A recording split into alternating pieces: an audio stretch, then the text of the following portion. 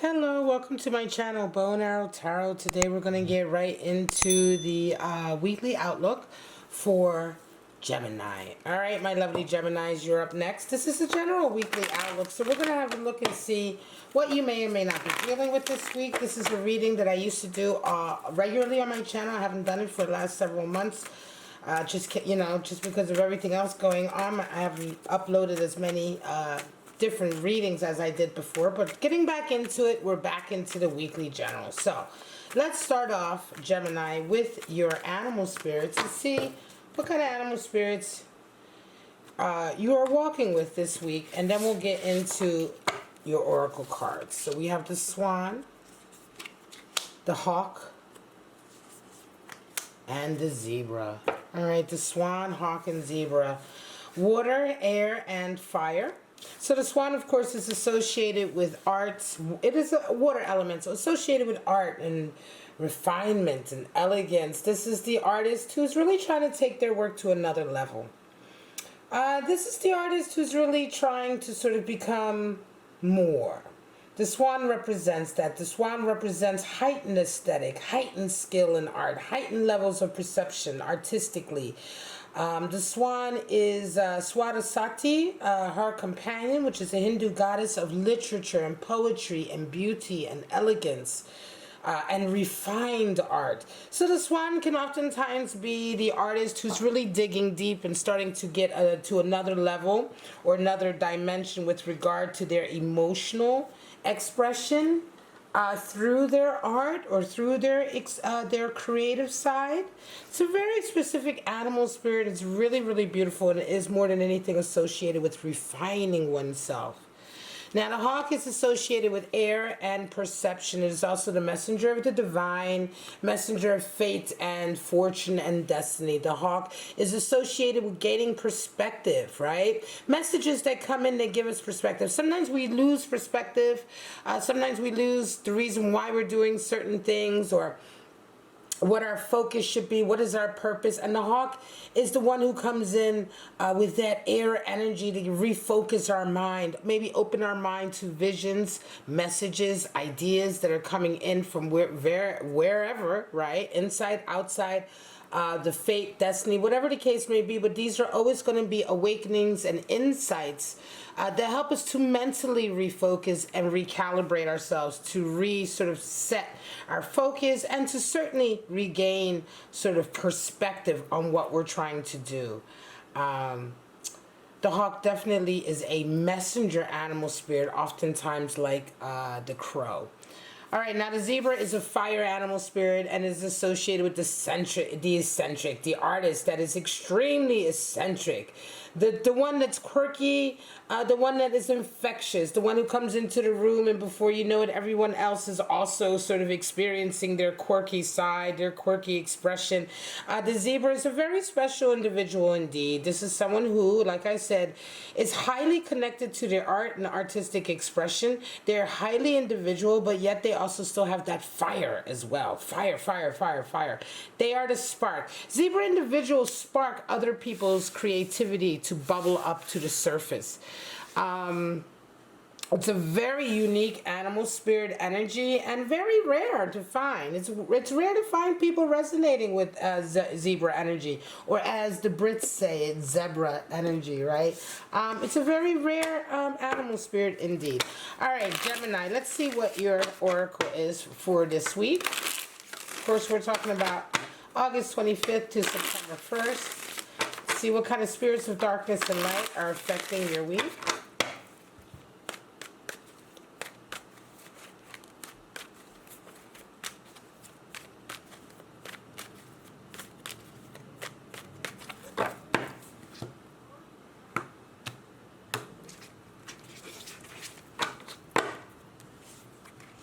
Mirror spirit, spirit of fire, wow, and spirit of the grim reaper, damn. All right, mirror spirit, beautiful energy, reflecting, deflecting vanity. So I say it's beautiful because this is one of these kind of like really passionate, involved energies, especially when you're dealing with a relationship or you're dealing with somebody who is very sort of, how shall I put it, almost can be very much like Zebra energy. Somebody's very flamboyant, you know, very sort of out there, right?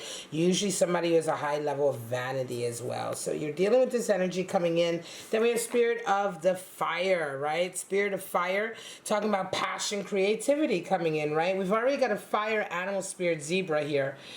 Somebody who is very creative, very fiery is coming in this week. And then we have spirit of the Green Reaper. So there's something ending as well. Could be somebody with some fire is coming in to really jostle up a relationship. And something might be coming to an end also. Very interesting, right? Fire, passion, death, ending, and a lot of vanity and a lot of drama coming in. So let's see, Gemini, what this is all about. Let's get your cards out. We're gonna pull out. I'm gonna pull out three forecasts for you. That's how the weekly generals go. I do 3 forecasts to see what your week might be like. And you may resonate with either 3 of them, 1 of them, all 3, or none. It doesn't. You know, it's all down to you, and that's fine too. But we're gonna start off with the first one, Gemini. Show me what's going on for Gemini this week. Show me.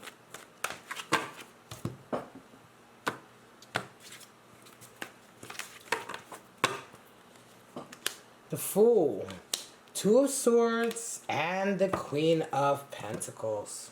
So that Fool energy is quite nice. Coming in, something new is starting, a new journey, a new station, a new a lesson, right? A new stage in life is starting for you. And it feels beautiful. The Fool is who we are. We go through different stations, different stages, different areas in our life, different lessons in our life, constantly going up the tree of life, up and down to the various Zipporah and through the various paths, as we say in the beautiful Kabbalah. But the Fool is who we are. We are the Quarant. We are seeking always knowledge. And once we have knowledge, we don't become experts. We only become students yet once again in a whole nother area. And then coming back to even the same areas we've been in before, learning more nuances and more lessons. So beautiful Fool energy, new energy coming in. 2 of Swords is what meets you this week. So there's a very important decision that comes in this week for you, Gemini. And 2 of Swords energy feels very much like somebody's kind of putting it on you, right? They're like, look, you've got to, because 2 of Swords can oftentimes feel like you're being forced into a situation, into a choice that you really don't want to make. It is the land of indecision. It's Moon in Libra energy, so it's constantly weighing. Which way do I go? A lot of times, balance is what 2 of Swords is really about. It's not about going one way or the other. It's about balancing a little bit of everything in your life so that you can have the best of everything. So that you can have the decision, or you can have the choice rather, the option that is right for you. Sometimes balance, the third option, is the only option. And it's a very unique and individual way to go. The Zebra talks to that eccentricity, that uniqueness, that doing it your own way. Doing it your own way is the way to handle the pressure of a 2 of Swords moment. All right, Gemini. And then you come out the week with that Queen of Pentacles. So this is also for a Gemini that is very much someone who puts their heart into what they do, right?